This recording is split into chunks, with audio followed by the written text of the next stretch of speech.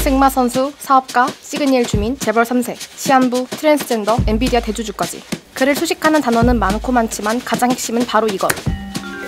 2023년 세상을 떠들썩하게 한 희대의 스캔들. 남현희 전 국가대표 펜싱 선수를 상대로 한 혼인빙자 사기 사건의 주인공 전총조 씨가 오늘 수사 대상인데요. 아니 이런 말도 안 되는 사기에 대체 왜 속아? 라고 하지만 피해자는 지금까지 밝혀진 것만 23명, 피해 규모는 28억 원에 달합니다. 그중에는 평범한 직장인과 사회초년생, 대학생도 포함됐다고 하죠. 이쯤 되니 사기꾼들이 어떤 특징을 지니고 있는지, 무슨 생각을 하고 사는지 궁금증이 무척 샘솟는데요. 안 되겠습니다. 궁금한 건 두 눈으로 확인해야 직성에 풀리는 1Q10 수사팀. 의문을 제대로 풀려면 적진으로 파고드는 수밖에 없습니다. 정신의학 전문의와 함께 살펴본 IM 전총조 뺨치는 사기꾼들의 특징! 오늘 키워드는 거짓말의 법칙입니다.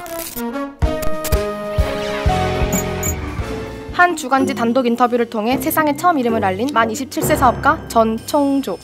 뉴욕에서 활약한 전직 승마 선수이자 글로벌 IT 기업 임원 출신, 재벌 3세라는 놀라운 배경까지. 게다가 그런 인물을 남편으로 맞이한 약혼 상대는 올림픽 메달리스트 남현희 전 펜싱 선수. 세간의 이목을 끌기엔 충분했죠. 허술함은 금방 드러났습니다. 남자라기엔 애뜨다 못해 무척 여성스러운 외모, 뉴욕이 아닌 인천의 모 중학교를 졸업했다는 목격담, 도무지 찾을 수 없는 승마 경력, 심지어는 여성으로서 출산했다는 소문까지? 한 방송 인터뷰에서는 눈물까지 흘렸던 전총조. 사람들은 그가 이렇게까지 거짓말을 밥 먹듯 자연스럽게 하는 것을 보고 혹시 허구의 세계를 진실이라 믿고 거짓말을 반복하는 증상, 즉 리플리 증후군이 아닐까 의심하기도 했는데요.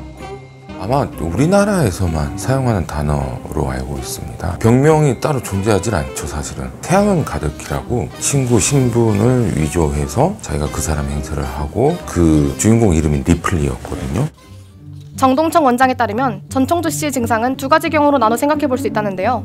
먼저 자신이 거짓말하는 줄도 모르고 정말 재벌 3세라고 믿는다면 망상장애에 가까울 수 있다는 분석.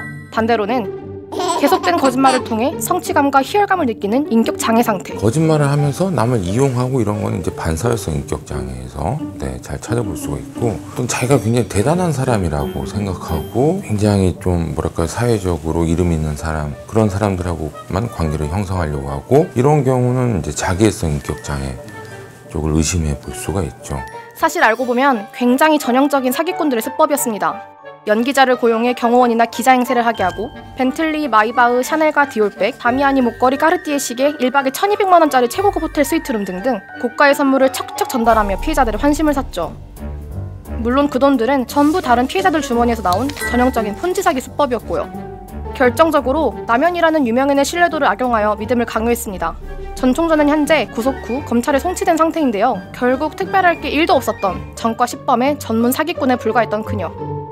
그런데 생각보다 비슷한 사례가 차고 넘쳤습니다. 기사를 찾았는데요.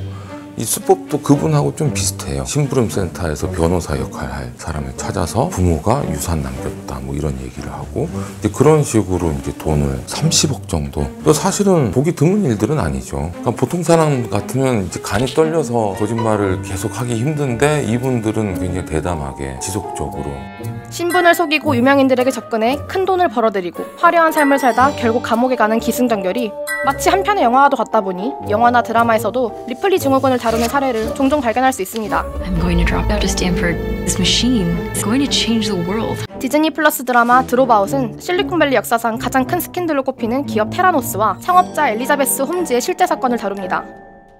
손가락에서 채취한 혈액으로 질병 250여 가지를 진단할 수 있는 획기적인 아이템을 시장에 내놓았는데요. 살인적인 의료비로 고통받던 미국인들에겐 굉장히 솔깃한 아이디어였고, 그녀는 미국에서 가장 부유한 최연소 여성 억만장자로 자리매김하는 데 성공하죠. 곧 여자 스티브 잡스로 불리기 시작했습니다. 하지만 사기는 결국 밝혀졌고, 나중에 알려졌지만 홈즈는 스티브 잡스의 식단과 생활 방식까지 따라할 정도로 잡스에 집착했다는 사실. When I first talked with Simon, immediately we had a bond. 데이트 앱을 통해 만난 여성들에게 무려 $10,000,000를 뜯어낸 이스라엘 사기꾼 이야기인데요. 성씨 개명을 통해 이스라엘 다이아몬드 재벌의 아들 행세를 했던 사이먼 레비에프.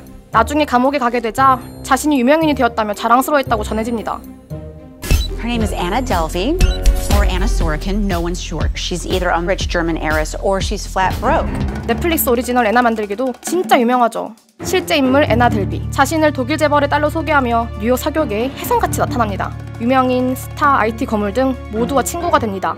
그 많은 사람들이 그녀의 말을 신뢰할 수 있었던 이유는 단 하나, 인스타그램 속 화려한 모습 덕분이었는데요. 내 삶에서 화려한 부분들만 보통 올리다 보니까 그걸 보고 있으면 나만 불행하고 딴 사람들은 다 행복하게 살고 있는 것처럼, 그런 성향을 가진 사람들이 SNS를 더 많이 보고 부러움을 가지면서 동시에 본인이 그렇게 되려고 하고 자꾸 찾아보면서 그런 성향이 더 증폭되는 그런 가능성이 있어 보이고요.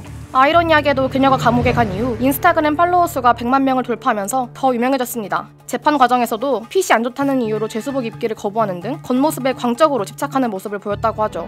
이유미 걔네 후배 아니야? 거짓말은 누구나 한다니까. 부잣집 딸의 예일대 미대 졸업장과 여권을 들고 기어이 신분을 위조한 채 서울시장 배우자의 자리까지 꿰찼던 여성의 이야기. 정하나 작가의 소설 친밀한 이방인이 모티브가 되었지만 드라마를 본 사람들은 2007년 세상을 떠들썩하게 한 신정아 스캔들을 떠올렸습니다. 서울대를 중퇴하고 미국 예일대에서 미술 전공으로 박사학위까지 이수한 뒤 한국 미술계와 문화계, 나아가 정치인들과도 친목을 다졌던 유력 인사였는데요. 이 모든 게 다 거짓말이었죠. 열등감은 이제 시작일 수도 있는데 결국은 목적이 뭐냐, 이익을 갈취하기 위한 것이 목적이냐, 아니면 내가 대단한 존재라는 그런 믿음을 이제 유지하고 싶어서, 그런 느낌을 계속 갖고 싶어서. 거짓말에 중독된 사람들, 한마디로 전문 사기꾼들인 건데요.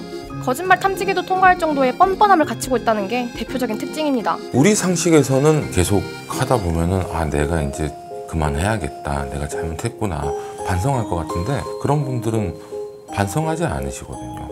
반성을 한다면 왜 내가 걸렸을까? 이번엔 내가 여기서 실수를 해서 잡혔으니까 다음에는 이 부분에서 실수를 안 하면 잡히지 않을 수 있을 거야. 좀 그런 행동에서 주는 어떤 만족감에 좀 중독이 되었다? 그럴 가능성도 생각을 해볼 수가 있는 거예요. 한국은 전체 범죄 4건 중 1건이 사기 범죄로 사기죄 발생 비율이 세계 1위라고 합니다. 특히 혼인빙자 사기 같은 일명 로맨스 스캠 사기 규모는 2020년 피해액 3억 2천만 원에서 39억 6천만 원으로 크게 늘었는데요. 사기죄의 법정형은 10년 이하의 징역 또는 2천만 원 이하의 벌금. 전문가들은 사기죄 형량이 낮은 것을 원인으로 꼽기도 하는데요. 수십억 원을 꿀꺽해도 몇 년형만 살고 나오면 문제가 없다는 식의 행태가 반복된다는 거죠. 이쯤 되니 리플리 증후군이란 말이 한국에서만 쓰이게 된 이유를 알 것 같기도 합니다. 리플리 증후군, 이런 게 좀 더 다른 사회보다 흔하다라면은 한국 사람들이 겉으로 보이는 거를 그만큼 중요하게 생각하기 때문에 그런 사람들한테 더 좀 잘 넘어가는 게 아닌가? 그런 사람들이 활동하기가 더 수월한 환경이 조성된 게 아닌가? 어떻게 저렇게 치밀하게 다 준비하고 그렇게 연기하게 만들어서 믿게 만들고 어떻게 그렇게까지 하지? 아니 운동선수들도, 프로 선수들은 일반인이 할 수 없는 그런 어떤 신체적인 능력을 보여주고, 전문가로서 그만큼 오랜 시간 동안 연구하고 노력하고, 부정적인 쪽이긴 하지만 저는 왜 그렇게 유명한 분을 대상으로, 요즘 같은 세상에 자신의 과거 같은 것도 다 밝혀질 텐데 거짓말이 계속되면서 좀 거기에 무감각해지고 자신의 거짓말이 어떤 결과를 가져올지 인지를 못하면서 결국은 파국을 맞은 걸로 생각을 하고 있거든요.